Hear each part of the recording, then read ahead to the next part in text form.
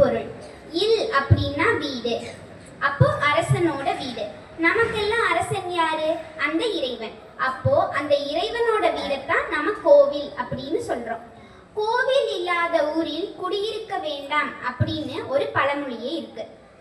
அந்த காலத்து அரசர்கள் எல்லாம் கோவிலை கட்டுறதுக்கு தான் அதிக ஆர்வம் காமிச்சாங்களோழியே அவங்களோட அரண்மனையை கட்டுறதுக்கு அதிக ஆர்வம் காமிக்கல. இதுதான் தமிழரின் மரபு. இந்த காலத்துல நமக்கெல்லாம் ஏதாச்சும் வழக்குன்னா நம்ம எங்க போவோம்? கோர்ட்டுக்கு போவோம். ஆனா அந்த காலத்துல ஏதாச்சும் வழக்குன்னா அவங்க கோவில்ல தான் வைப்பாங்களாம்.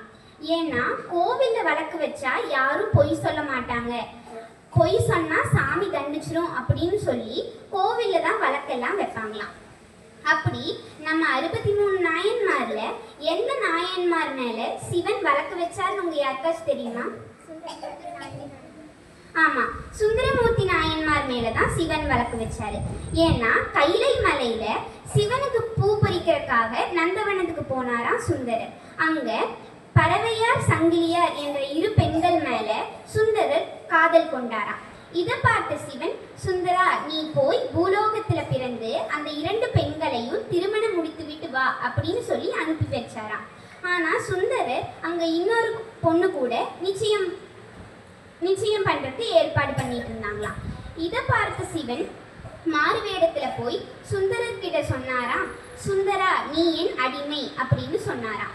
இதை கேட்ட சுந்தரர் கோபம் அடைஞ்சு, எப்படி ஒரு அந்தணனுக்கு இன்னொரு அந்தணன் அடிமையாக முடியும் அப்படின்னு கேட்டாராம். இதுக்கு சிவன், என்கிட்ட சாட்சி இருக்கு அப்படின்னு சொல்லி திருவெண்ணைநல்லூர்ல இருக்க கோவிலுக்கு கூட்டிட்டு போனாராம். அங்கிருந்த பெரியவங்க கிட்ட வழக்கு வச்சாராம். இப்போ நம்ம கோர்ட்டுக்கு போனா என்ன கேட்குறாங்க? எவிடன்ஸ், ஐ விட்னஸ் கேட்குறாங்க.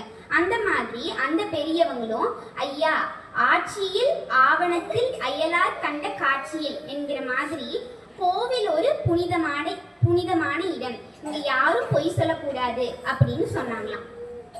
கோவில் இல்லாத ஊரில் குடியிருக்க வேண்டாம் அப்படின்னு சொல்றாங்க. ஆனா நம்ம படிக்கிறதே இந்த கோவிலு தான்.